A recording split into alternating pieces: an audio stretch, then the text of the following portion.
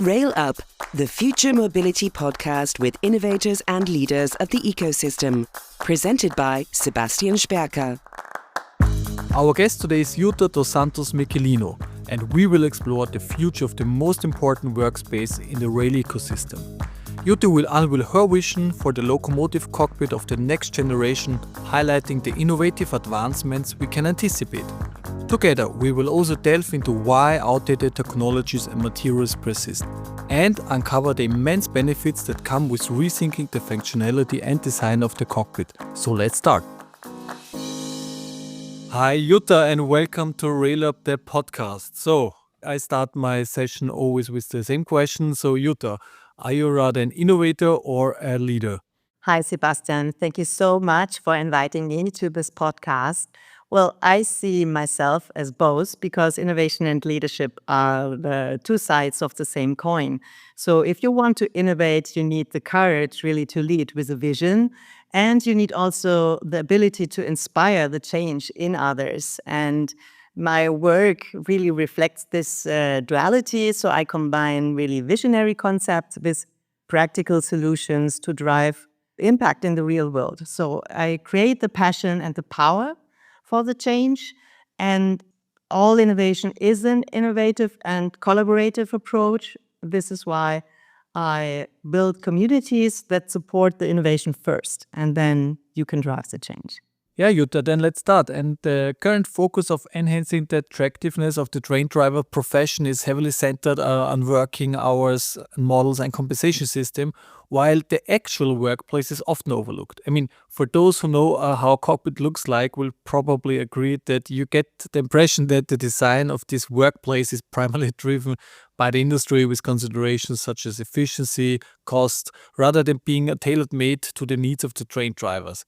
And on the other hand, numerous studies have shown that a good workplace design and equipment can super positively impact performance, health, and job satisfaction. So let's therefore talk about the driver's cap of the future, about new technologies, about the revision of outdated processes such as the CIFA system, and how we can use innovative approaches to make the profession as a whole more attractive. So Jutta, why does the locomotive driver workplace resemble to an inside like a large engine? Well, it's historically because the train cockpits were designed with functionality in mind, and it was prioritized that there is a technical integration over human needs. Humans are very adaptable, and as long as they could make the train drive, it was okay.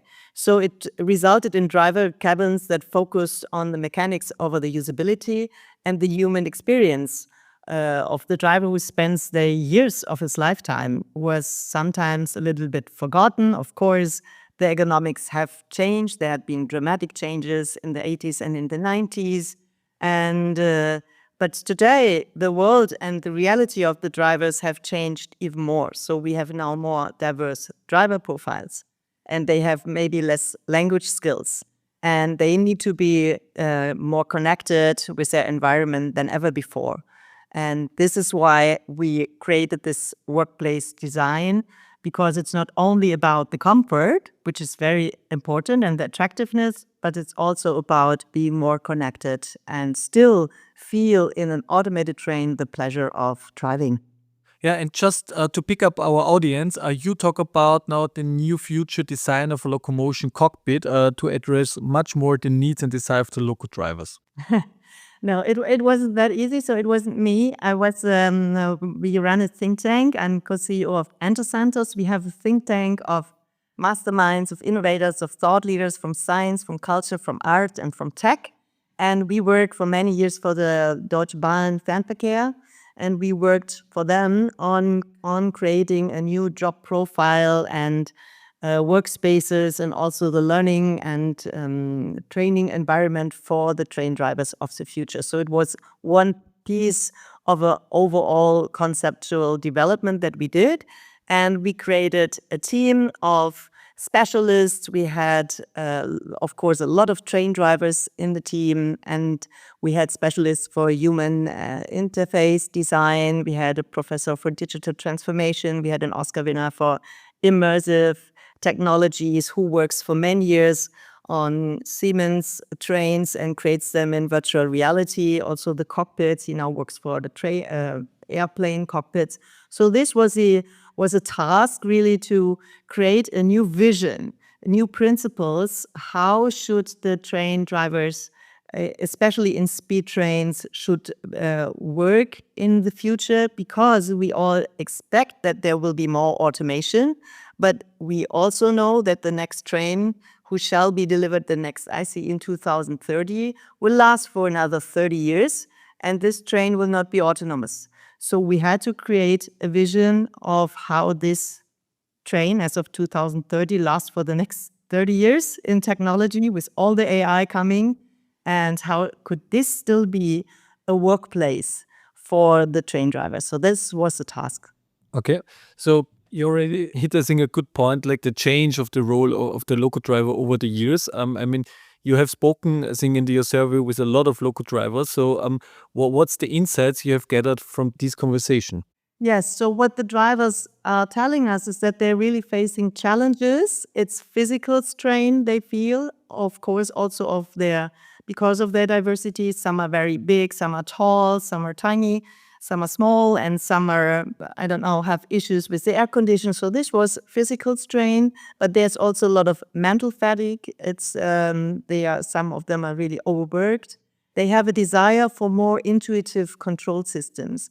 So the way the digitalization has been rolled out on them is sometimes a bit painful, because there are many departments in an operator's team and or operators organization, and they all invented digital solution without thinking of the overall user experience for the driver. So the data systems of the operator are not always linked, and they are not linked with the data streams of the train. There is no clear link between a Siemens train or an Alstom train and the data of the Deutsche Bahn, for instance. And this is what is stressing them, because they get a lot of information about and they need to filter them a lot. So the concept that we developed and the idea of it has many facets, but the main idea that the most drivers love is that the train is my partner. That the train becomes a team player which informs me, which is also listening, which is supportive, which is communicative, and which is learning, it's intelligent, and it's friendly.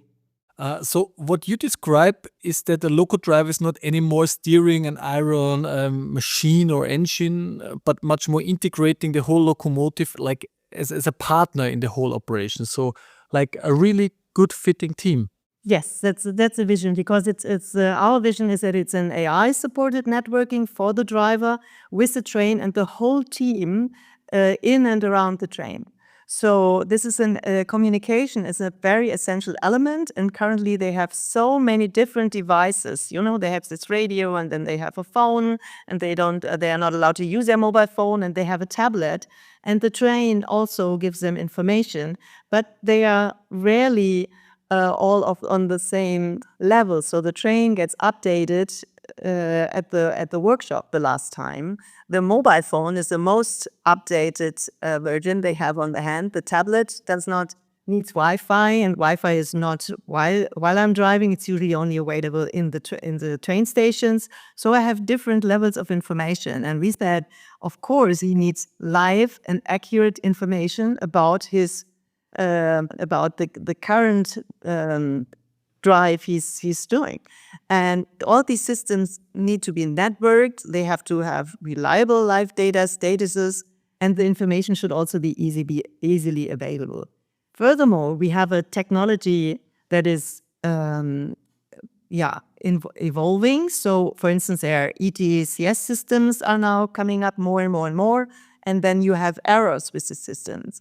And they have to learn more and more technical steps they have to go through. And there we said we can create a lot of checklists, like in the air industry, like pilots use all the day, where an AI system, maybe a voice control, really guides you through. So at the moment it's paperwork that they have a PDF checklist, but in future they could have really AI assistants. Why shouldn't they? And we believe that if the train driver has really all the information he needs at the time he needs, and also in a way that it's filtered for his special needs in that moment, this would be a quantum leap in punctuality and stress reduction. Yeah. I mean, like in our previous discussion, you mentioned it already. I mean, maybe you can describe a little bit more, like what is the current setting of a local driver? Because as you said, you have a tablet, you have privately your private mobile phone, you have your mobile phone of work, and then you have various screens. If there are screens, sometimes there are no screens, sometimes it's touch screen, sometimes it's not. So basically, and I can just imagine, like as you said about the updates. I mean, like if you have 4 different systems and you have various updates upcoming, so basically it might be very difficult to follow all them, especially in stressy situation. You have to react immediately, and then maybe the one button is somewhere else, etc. So what is your experience with the experience of the local drivers? Can you give us a little bit more insight? Yes. So you say a very, very important valid point. So every train cockpit currently is very different. And you have to have a driving license for every model. So, and there is, of course, there are ideas of standardization. The EU is driving the standardization, but it's not yet rolled out. So what we first of all need, the key element is more standardization. And of course, with touch screens, because they allow that every driver has its preferences. So the one wants control on the right and some other information on the left. Yeah, the speed maybe here and whatever the power information of the train on another monitor. And this should be easily adaptable. So when I step into my train, I should create in a way, or should be able to create my own workspace. Some locomotives allow this already, but some don't. So why don't they all do that? And the standardization is necessary, the connectivity is necessary, and of course, by far better communication and also assistance systems. So the key thing that we were discussing is not the hardware. Of course, you should use touch displays and reduce the number of buttons and switches to the minimum, to those that you really need, and the rest can really be hidden in a touch display. But the main focus is on the software, which should strengthening the togetherness and an easy communication with all the relevant channels, because you usually do not drive from A to B without any hiccup anymore. It happens, but usually you have to do some communication. There is, I don't know, construction site or whatever's happening on the tracks. So you need to be networked and ideally from a single source of information. And of course, you have to have backup solutions when there is no power or no Wi-Fi, but we do not need all the time using the radio. So there could be a different way and more modern way of communication. And this crystal clear information, I think it's a key. And this is currently not the standard. For the audience, it's like basically if you're a local driver, you need really for every specific locomotive like a special training, because every locomotive is different, not just the technical part. I think it's crystal clear that you have various different engine on board and processes, then you need something like that. But also the cockpit differs very much from one locomotive to another, and you also have to maintain that. So therefore, I mean, it's a little bit like in the car, right? Every brand of a car has a different cockpit. Yeah, they might seem to be a little bit the same, but if you want starting the infotainment system, you will just check out that it's completely different. And for those who had a rental car from a different type and would like to put something into the navigation system, you might find the experience how complicated this could be, how to enter things. And that's more or less the daily life of a local driver. Yes, it's a bouquet of flowers, you're right.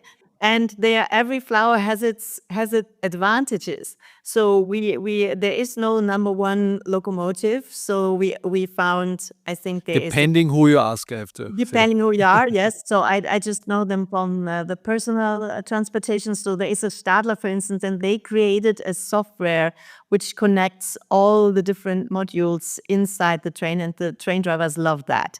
You know, they had, and there was, I think, even an extra light on the extra seat for the partner locomotive driver or the learner, you know, who accompanies the train driver. So every train cockpit has very smart solutions, but the industry is not cooperating there to make the super best out of this great ideas.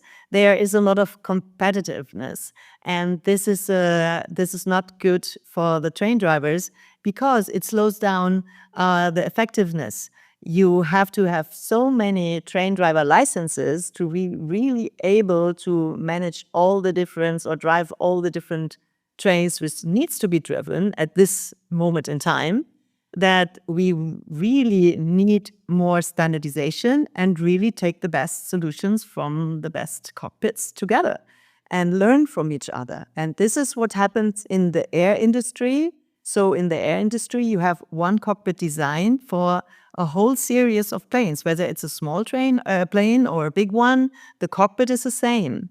And we should learn from that. And also, as you said, in the car industry, it's the car driver who is making the decision. And with more and more shared cars, that's how I feel it. The more we share our cars, the easier we want to drive them, because we do not want to learn each time how does the navigation system work or how do I get the radio on. And I think in China now the car drives completely with voice control, and people are happy because the car does its job. It drives me from here to there. So why not learn from other industries and create a cockpit surroundings together with the train drivers? So it's very important that they make the decision, and it's not easy because you have to compromise, but it's possible, and it will be light years away from the current standard. Yes, there is a strong competition between the producers, but not in the area of who is designing the best cockpit for the local drivers. I mean, it's much more focused on traction parameters, long-lasting materials, efficiency, and power. And for example, if you enter a modern car, the seat will adjust in your personal position, the displays arranges in your colors, as you said, and even the home address and context details in the info system adapt to your personal setting. And a car is quite cheap in comparison to a locomotive and will probably not last or will be used for 40 years. So you just told me that even little things like a reading lamp for the second seat in the cockpit could be a great benefit. And it's so simple. So which elements you can imagine that should be changed to improve the cockpit? I mean, at least the realistic ones. Yes, I think the most important is the software, and I learned that the industry is really moving here. So this kind of that the data and the data from the train is available for the train driver and that he gets real-time information. I think this message is understood. So that there is a better connectivity that is key. The part of the standardization, I think that is also understood, but I don't feel there is a lot of spirit to go there. So when I talk to, for instance, Siemens Mobility, I just did it on the InnoTrends, they say, Jutta, this is very visionary. And I said, well, but it's common sense in a way that we do that. And there we have, I think, an issue because it is a lot of cost involved. And as long, and you mentioned it, as long there is no lobby for the train drivers, nothing will change because it's not the train driver who orders the locomotive. It is the car driver who orders the car, and he gets value for his money. So the cars are state of the art. It is the purchase department of the operator who orders the train through a very complex tender process. And usually the train drivers are not even us. There is a small process that they say, okay, yes, we can work here. But I worked with a lot of train designers, like Nodes. They were all participating in the projects we developed, and they all told me how the processes work. And it is a way how our whole ordering system is placed based on the fact that the cheapest offer gets the award, which of course will not invest in the experience for the train driver. Then they invest in the experience for the guests, for the people on board. It's a transformation tool, the train in the end, or for cargo. I think that the train just delivers its services, but the cost savings are in the cockpit, and they shouldn't be there. But I think that's if you say like the cheapest should win at the end of the day, but then it's not a calculation of the whole life cycle, because we know that the local driver is a very important part in terms of safety and also efficiency. We know, at least, I mean, you also had like a lot of studies. We know that if you have a good working space and equipment, the efficiency and the concentration is much higher. We also know that right now we have a bottleneck of engine drivers.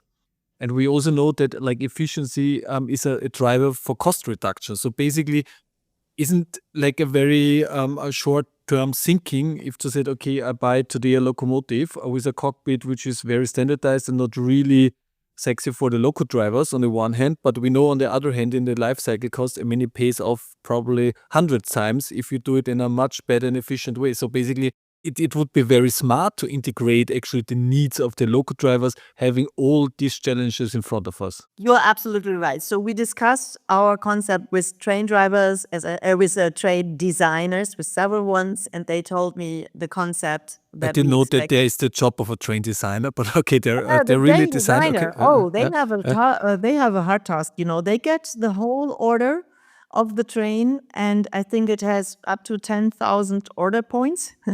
Okay. And they work through this, and they create the design of the next ECA. Okay. So the ICE or whatever, Stadler has their designers, Alstom has their these are engineers and technical designers that create the next trains. So, and they create it for all over the world. There are not that many because you need to really be very deep in the technology of that. And knows, for instance, there is NLP design. I think they created the first ECE in Germany. And I worked a lot, both, I know Christiana, the CEO of NLP design, but also the guys from Nose Design. So overall, they told me, Jutta, what you expect is 5,000 euros extra, but the window shield is 58,000 euros. So it's ridiculous. Okay. Yeah. And comfort and ambience, let's talk about that, because we really focused on assisted systems like that, repetitive processes like brake tests or entering the station and stopping at a platform, preparing the turnaround, that all these, creating even a handover protocol. This could be really systemized and automated. Yeah, we also said, why isn't there a remote control that the train is for very short distances? For instance, in the workshop, it's just can be driven from via remote control just to be cleaned. Always need to get a train driver there with a license for this train just to put it 10 meters away from where it's standing, just or backwards. And this is ridiculous. So why not a remote system? Of course, it's safety and whatever, but we do drones. We fight war with drones, and there are no safety regulations, but to drive a train remotely, oh my God. So this is the key things. But come discuss comfort and ambience. So well-being of every human being. The three most frequently mentioned wishes for a workplace are daylight, greenery, and quiet working environment. Very simple. So biophilic design means that you maybe have a plastic table, but it has it looks like wood.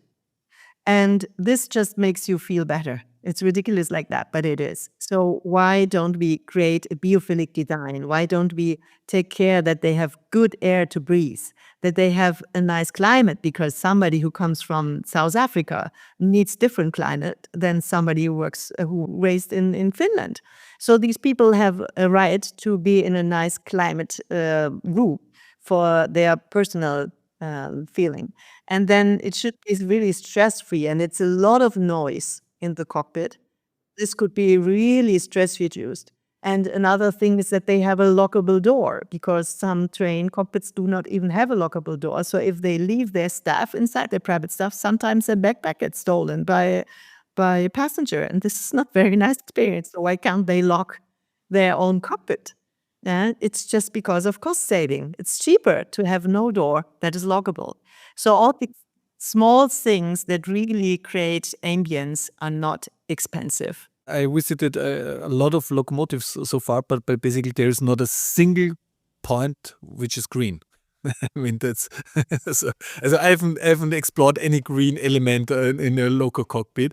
And as you said, that's exactly like one important thing. So basically, there is not really extra cost if you have some green elements there. And basically, like what I really find a very nice idea, like in the rail jets in Austria, the ÖBB, like most of them, the toilets are now having like like as a painting, like a photo from our area, like if it's in the mountains or in the wood or whatever. And there's also something that it smells good, basically. And it really, for me, as my personal experience, it makes the difference. You're going in and said, okay, wow, I'm now in the mountains. It's creating a climate. And this is in comparison what you said, like what is the windshield, like more than 50,000 euro. Like, I mean, it's ridiculous nothing just to have very nice walls, or at least or give us some examples. So what are the quick fixes which not cost and not really money and have a big benefit? Yes, so of course there is a version of having the tapestries or just a nice photo wall, which really costs nothing. It's maybe 20 euros, something like that. But there was the idea of a moss wall. So because this is there is a future train for regional trains has been designed, and it has a moss wall inside where the passenger cabins are.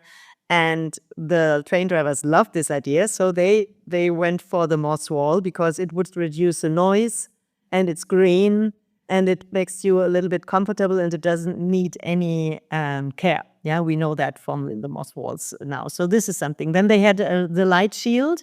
So there are some locomotives where the light is really, they have, I think, a window in the ceiling, and they just should have some options for shade, and it's not yet there. And when it's 36 degrees outside, they said they really get a red head.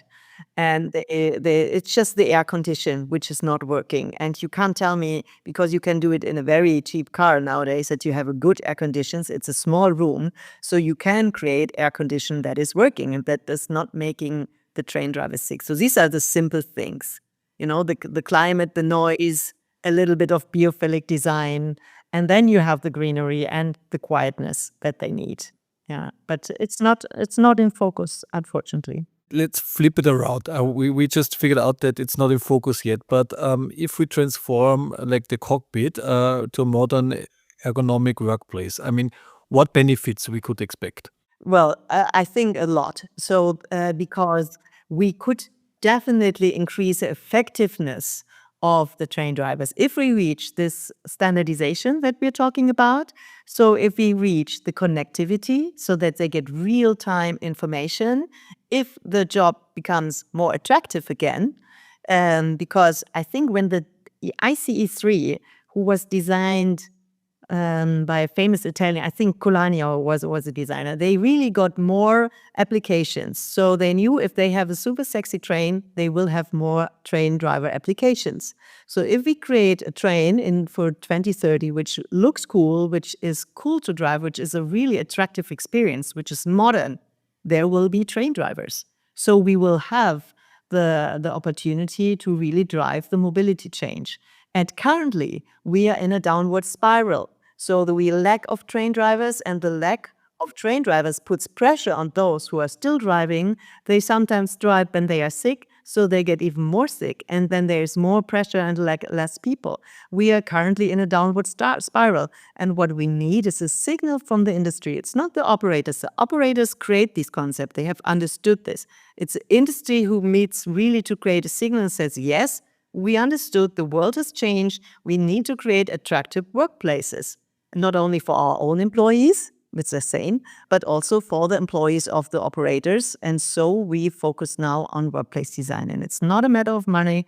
It's, of course, it needs some investment, but technology is possible, and it will make it, they can make it happen, especially if they put their brains together and create a collective genius of train builders. Like in the car industry, when they put their heads together, Mercedes and BMW and so on, just to fight against Tesla, it fastened the processes a bit. Yeah, the targets might be sometimes very different, because like there is one topic which I think, if we're talking about technology, that not even like super technology is needed. If you ask or talk to the local drivers, many of them tell you like the so-called CIFA, so that basically like a system, which a pedal, which you have to in an interval, you have to push in order to let the system know that you're still alive. So it's a safety application, a very old one, I have to say. But still, in all the new locomotives, which last up to 40 years, it's still there. And basically, like from technology point of view, I mean, it would be very, I don't know, it's I think it's not a big challenge to integrate, for example, a motion control. So whenever you're moving, then basically this safety feature, it's done. But it's still the CIFA everywhere inside. And you told me, Jutta, which is quite what I didn't know, that because for 30 years you told me, or the mechanic parts must be replaceable by the producer, something like that, and therefore they're just continuing doing it. Or that's a fantastic story, I think. Yes. The story is really the ordering process. And when you order, for instance, this was not the CIFA, but with the CIFA, it's every part of the train needs to be, the spare parts need to be available in 30 years. Okay. So, and this is why this is when you place the order with a supplier who creates maybe the brake, he has to sign, yes, we will send you the spare parts also in the next 30 years. This is why we often do not have rear mirrors, or we still have rear mirrors versus rear cameras, for instance, for trams or for trains, because the company that serves or delivers the cameras, they do not sign that they will have technically the same camera still available in 30 years. There will be a better camera available, which will fit, into the position where it's needed, but they won't sign this. And this is really ridiculous. So the whole tender system really needs to be updated to make sure that, yes, we have to create something that is functioning and that's safe and that maybe pass every kind of tests, but it's replaceable, because shall we now design with this technological speed a train for 2030? We design it in 2025 with and believe that it's still up to date in 2060. So, and with the CIFA, it's the same. So there's a lot of discussion. Does it really still prevent accidents? Does it really keep the train driver awake? In the best way. In the best way. Actually. Or wouldn't biometric controls like eye scan, for the presence, or prompts to move, like what you mentioned with just motion control, wouldn't they increase the safety? And of course, everybody says yes, because this is what we do in the air industry. Yeah. But in the air industry, I think they have different kind of contracts. And maybe an airplane doesn't have to serve for 30 or 40 years. Maybe it's just 15 years. I don't know. It's so funny, because just imagine, I'm just thinking like how cameras looked like 30 years ago. I mean, I think, can you imagine to build today a camera in one device which is 30 years old? I mean, you would say, no. Exactly. And there is no volume stress. So usually you just have 100 trains or maybe 150, It's not like that you have to, for 10,000, you have to deliver. And, we have 3D printing. We have so many new technologies to produce spare parts, very precise spare parts that are very well functioning. So there would be a way, but you have to change first the bureaucracy. And there are existing, it was just shared with me, that there is a whole process designed for how could we change our tender system. It exists. It was a huge McKinsey study. But we need the politicians to roll them out and to change it. And I think the law was to prepare this change is live since 2014. So for 10 years, the law is there to change the whole thing. But there are too many stakeholders and too many people who are afraid of losing something. Of course, otherwise they would do the change. Usually you don't do change because you have to get rid of something and do something new. And this, oh my God, we lose something and we have to step towards a new direction. This makes people afraid, especially in the rail industry, where you have so many people that are so many, many years there. And this rigid thinking just keeps the whole system stagnant. Yeah. But Jutta, I mean, you are not for decades in the rail industry, so you have actually a corporate a background. You have now consultant. You also wrote now a book. Like basically, how comes that you entered in the ecosystem of rail? So it was by chance. And it was because I really love the people.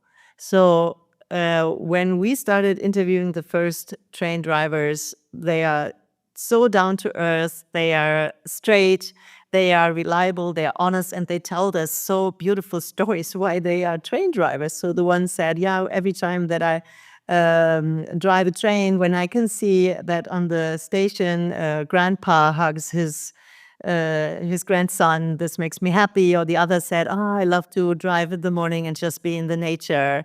And so that was just the experience with these people. And I come from completely different industries. I worked in the fragrance industry in an American company. I worked in the chocolate industry. I worked in consumer electronics.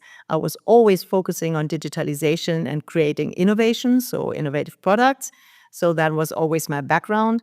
But I feel that it's very healthy because the way we work, we are creating collective intelligence. It wasn't me who designed this cockpit. It was train drivers in a discussion, in in-depth discussions with future-oriented technicians who just gave them ideas. And on these ideas, there sparked the curiosity of the train drivers, our life could be different. And they love this concept. And this is why I'm fighting for it so heavily. And I believe in this oneness. And what's happening in the rail system is, it is, for me, the most competitive industry, which is causing so much unnecessary problems. So with more collaboration across industry between operators, and so with more trust, with more belief in oneness, yes, we want to create change because we are the creators of sustainable transformation, which is the healthiest thing that we can do for our planet. Let's work together on this. And there is a drive, there are talks like this. So there are people who are open for more oneness and mixing cargo knowledge with personal transportation, with regional train. It all is one system, more or less, and they all have different perspectives. So that's why I'm in this industry. I feel there is change, and I feel there is lots to do. And then you usually can create the biggest impact. When we met, or we will hopefully met, like at Rail Talks, I think there are actually especially these guys who would really like to change. And I think this atmosphere is so good because like it's exciting to do something new and to do something for better. But I mean, you described already like of what was new to you, but what was actually the most unusual thing you discovered? The most unusual scene for me was really when I was presenting this concept at the Railway Interior Summit. So railways in Germany, that was my understanding, were at the forefront of industrial transformation. So I thought we are state of the art with what we design here. And whatever super train was presented, it was a super train for the Olympics, I don't know, in Shanghai, or it was made for Mexico. And then there was a train which was built by Swiss designers, beautiful. And at the end of the video, it was put into a big airplane, which will transport it directly to China. And I said, this can't be. So this is a paradox, we have such a legacy of innovation, and there is a current reluctance in Europe really to bring this innovation to our tracks. And this is, I don't get it still. I don't. There is so much power, so much knowledge, and we just don't put it on our rail tracks. On the one hand, like it's the industry, but on the other hand, it should be also like a push from other stakeholders, like the politician. And on this, I would just ask you, like also one of my lovely question, if you would be a European Commissioner for Transport, what would be your agenda or priorities? Yes, that is a lovely question. I really had to think about this because my priority would always be, of course, to create a unified European rail system that balance the advancements in technology with sustainability. I wrote a book, The Glass Elevator. It's about oneness, collaboration, and transformation. So we really have to increase our awareness for getting on the next level of how can we really work together? How can we collaborate? How can we standardize the locomotive cockpits, invest in greener technologies? How can we foster the seamless connectivity across the borders? And this is a big dream.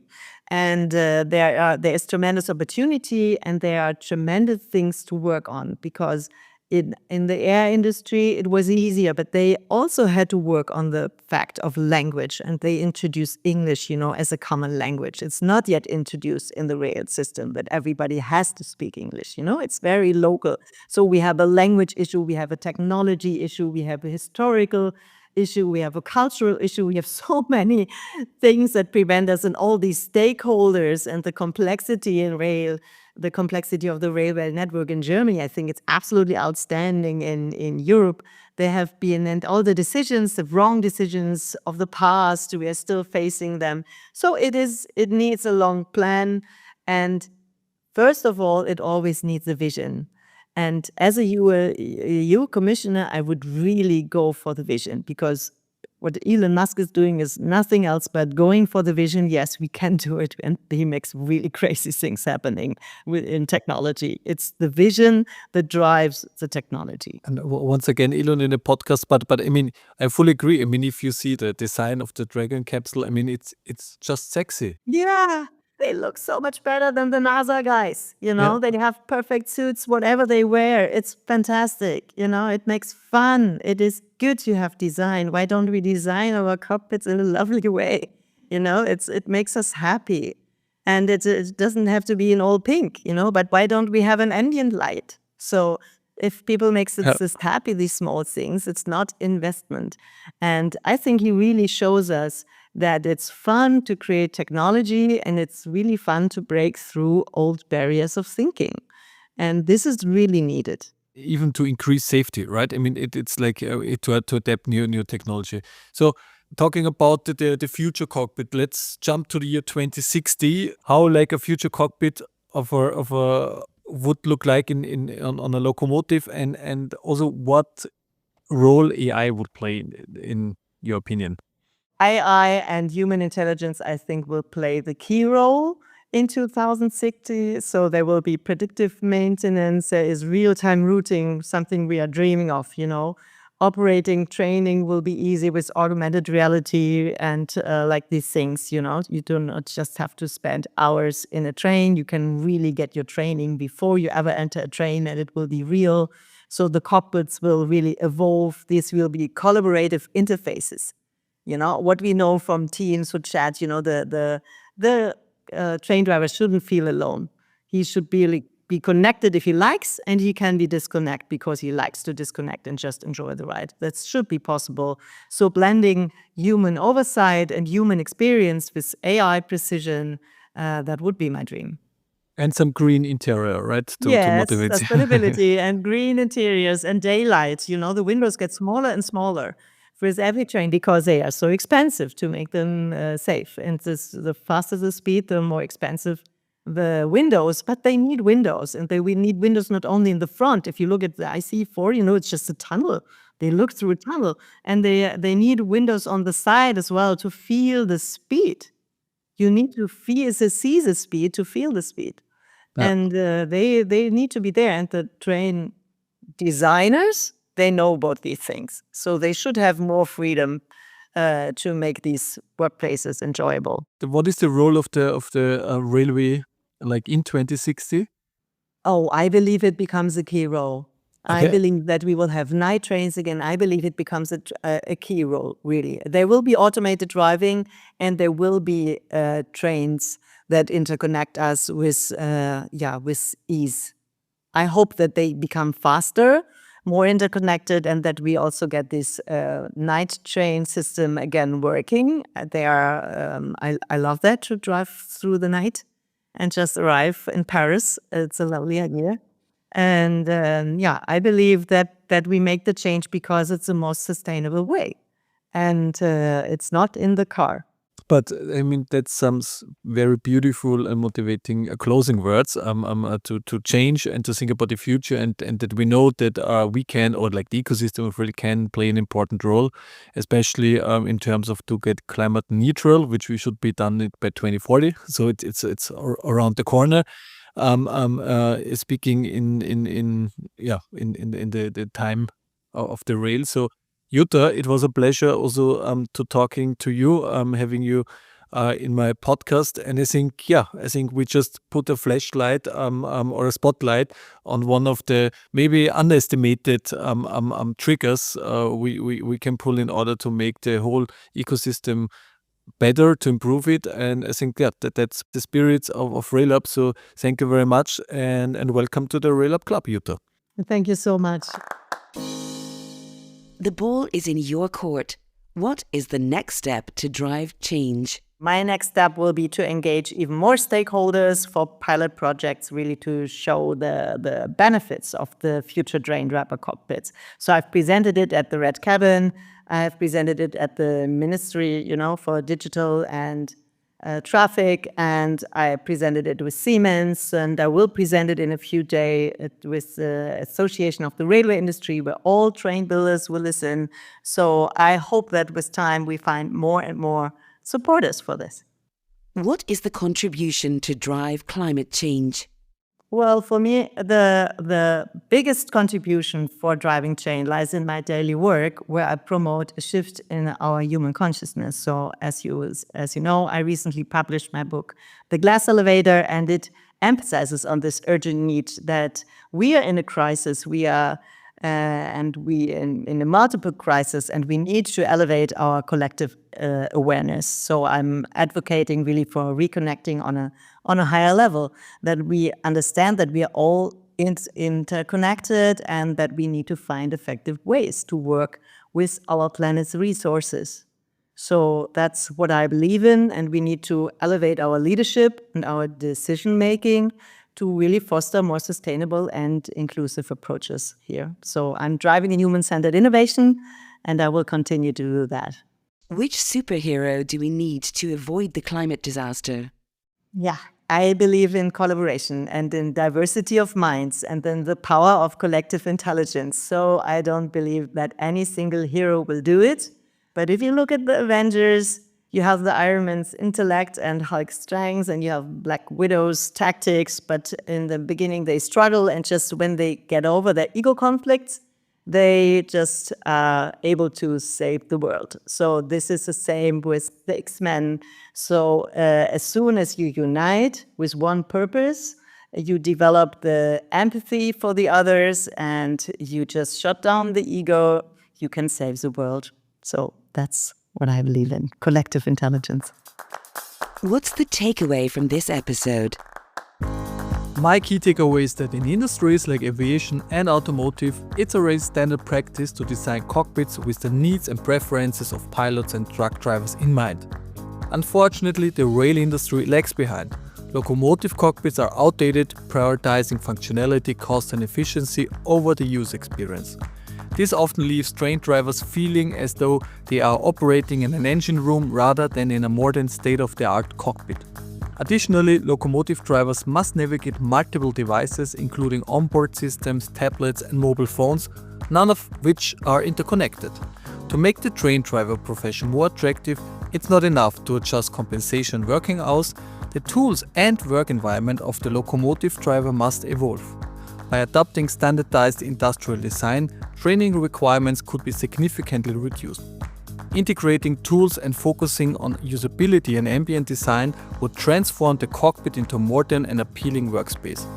This vision aligns with the spirit of RailUp to shape the future ecosystem of rail. This podcast connects innovators and leaders worldwide to shape the future ecosystem of rail.